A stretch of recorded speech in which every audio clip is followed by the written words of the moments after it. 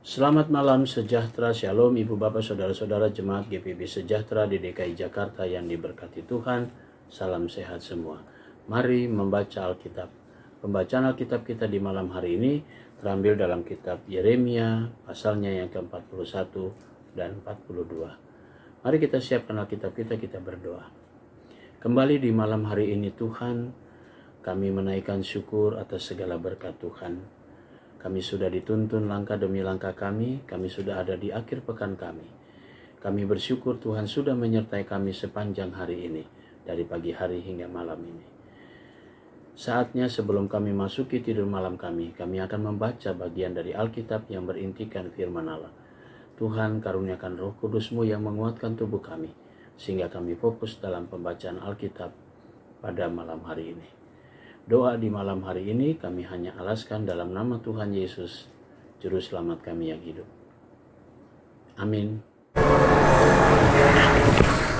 Yeremia 41 dan 42. Dalam bulan yang ketujuh, datanglah Ismail bin Netanya bin Elisama, ia keturunan raja dan perwira tinggi raja, beserta 10 orang kepada Gedalia bin Ahikam di Mispa. Sementara mereka makan roti bersama-sama Mispa, maka bangkitlah Ismail bin Netanya dengan ke-10 orang yang ada bersama-sama dia.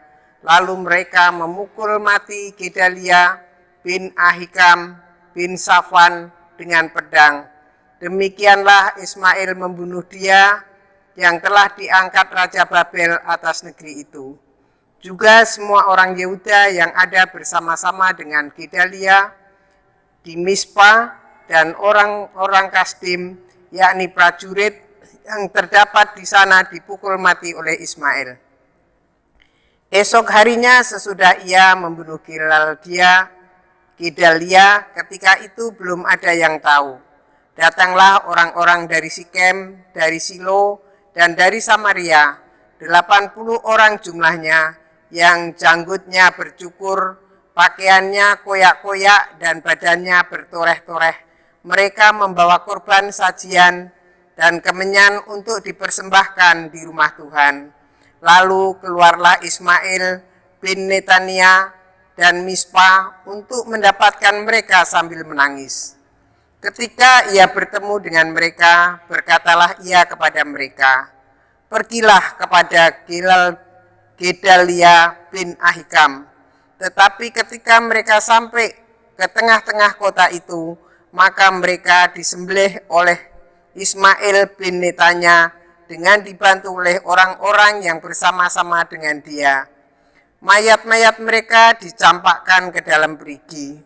Tetapi di antara mereka terdapat 10 orang yang berkata kepada Ismail, "Janganlah bunuh kami, sebab kami masih mempunyai perbekalan tersembunyi di luar kota, yakni gandum, jelai, minyak, dan madu." Maka ia pun membiarkan mereka, tidak membunuhnya bersama-sama dengan rekan-rekan mereka. Adapun perigi kemana Ismail melemparkan segala mayat orang-orang yang dipukulnya mati itu adalah perigi besar yang telah dibuat oleh Raja Asa untuk menghadapi Baesa, Raja Israel. Itulah yang diisi Ismail bin Netanya dengan mayat orang-orang yang mati terbunuh itu. Lalu Ismail mengangkut sebagai tawanan seluruh sisa-sisa rakyat yang ada di Mispa itu, putri-putri raja dan semua orang yang masih tinggal di Mispa yang telah ditempatkan di bawah Gedalia bin Ahikam oleh Nebuzaradan, kepala pasukan pengawal itu. Ismail bin Netanya mengangkut mereka sebagai tawanan, lalu ia berangkat untuk menyeberang ke daerah Bani Amon. Tetapi ketika Yohanan bin Kareah serta semua perwira tentara yang bersama-sama dengan dia mendengar tentang segala kejahatan yang telah dilakukan Ismail bin Netanya, maka mereka pun mengumpulkan semua anak buah mereka. Lalu mereka berangkat memerangi Ismail bin Netanya. mereka bertemu dengan dia di telaga yang di Gibeon. Ketika seluruh rakyat yang bersama-sama dengan Ismail melihat Yohanan bin Kareah serta semua perwira tentara yang bersama-sama dengan dia, maka bersukacitalah mereka. Semua orang yang diangkut sebagai tawanan oleh Ismail dari Mispa itu berbalik dan pergi mengikuti Yohanan bin Kareah. Tetapi Ismail bin Netanya beserta 8 orang terluput dari tangan Yohanan dan pergi ke daerah Bani Amon. Lalu Yohanan bin Kareah serta semua perwira tentara yang bersama-sama dengan dia mengumpulkan seluruh sisa-sisa rakyat yang diangkut sebagai tawanan oleh Ismail bin Netanya dari Mispa. Setelah ia memukul mati Gedalia bin Ahikam, yaitu laki-laki, prajurit-prajurit perempuan, anak-anak dan pegawai-pegawai istana yang dibawa kembali dari Gibeon. Kemudian mereka berjalan terus dan berhenti di tempat penginapan milik Kimham dekat Bethlehem dengan maksud berjalan terus menuju Mesir untuk mengelakkan orang-orang Kasdim yang ditakuti mereka oleh karena Ismail bin Netanya telah memukul mati Gedalia bin Ahikam yang telah diangkat Raja Babel dari atas negeri itu. Yeremia 42. Kemudian datanglah semua perwira tentara di antara Yohanan bin Kareah dan Asaria bin Hosaya beserta seluruh rakyat dari yang kecil sampai kepada yang besar, dan mereka berkata kepada Nabi Yeremia, biarlah kiranya permohonan kami sampai di hadapanmu. Berdoalah untuk kami kepada Tuhan Allahmu untuk seluruh sisa ini. Sebab dari banyak orang hanya sedikit saja kami yang tinggal, seperti kau lihat dengan matamu sendiri. Semoga Tuhan Allahmu memberitahukan kepada kami jalan yang harus kami tempuh dan apa yang harus kami lakukan. Jawab Nabi Yeremia kepada mereka, permohonanmu sudah kudengar. Lihat, aku akan berdoa kepada Tuhan Allahmu seperti yang kamu minta itu. Dan segala firman yang diberi Tuhan sebagai jawab akan kuberitahukan kepadamu. Sepatah kata pun tidak akan kudiamkan kepadamu. Berkatalah mereka kepada Yeremia, biarlah Tuhan menjadi saksi yang benar dan yang dapat dipercaya terhadap kami. Jika kami tidak berbuat menurut segala firman yang disuruh Tuhan Allahmu, kusampaikan kepada kami, maupun baik ataupun buruk, kami akan mendengarkan suara Tuhan Allah kita yang kepadanya kami mengutus engkau, supaya keadaan kami baik oleh karena kami mendengarkan suara Tuhan Allah kita. Sesudah 10 hari datanglah firman Tuhan kepada Yeremia. Lalu Yeremia memanggil Yohanan bin Kareah dan semua perwira tentara yang ada bersama-sama dengan dia dan seluruh rakyat, dari yang kecil sampai kepada yang besar. Berkatalah ia kepada mereka, beginilah firman Tuhan Allah Israel, yang kepadanya kamu telah mengutus aku untuk menyampaikan permohonanmu ke hadapannya. Jika kamu tinggal tetap di negeri ini, maka aku akan membangun dan tidak akan meruntuhkan kamu, akan membuat kamu tumbuh dan tidak akan mencabut kamu, sebab aku menyesal telah mendatangkan malapetaka kepadamu. Janganlah takut kepada Raja Babel yang kamu takuti itu. Janganlah takut kepadanya, demikianlah firman Tuhan, sebab aku menyertai kamu untuk menyelamatkan kamu dan untuk melepaskan kamu dari tangannya. Aku akan membuat kamu mendapat belas kasihan sehingga merasa belas kasihan kepadamu dan membiarkan kamu tinggal di tanahmu.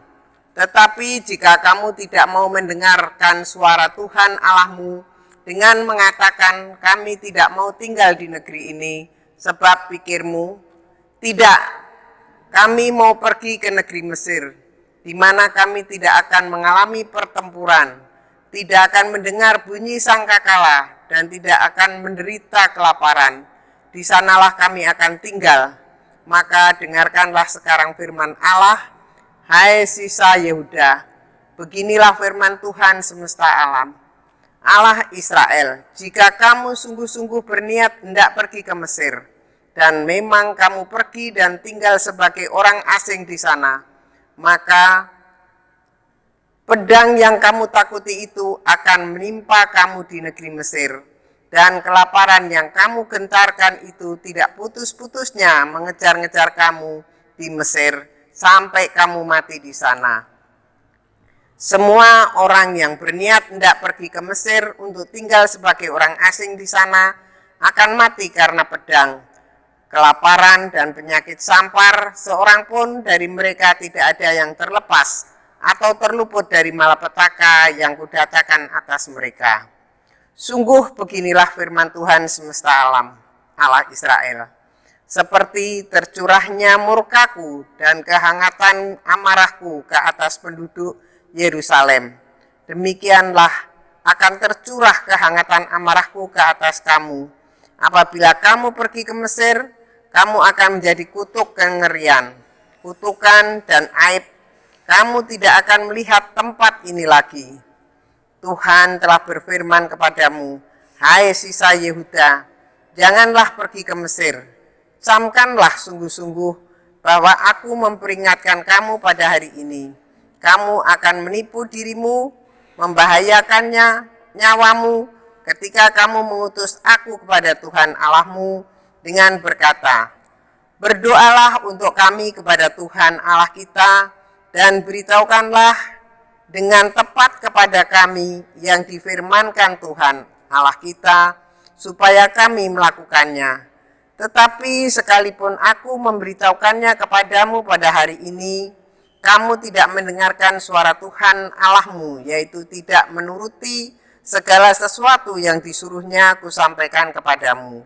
Oleh sebab itu, camkanlah sungguh-sungguh bahwa kamu akan mati karena pedang, kelaparan, dan penyakit sampar di tempat yang kamu rindukan untuk tinggal sebagai orang asing di sana.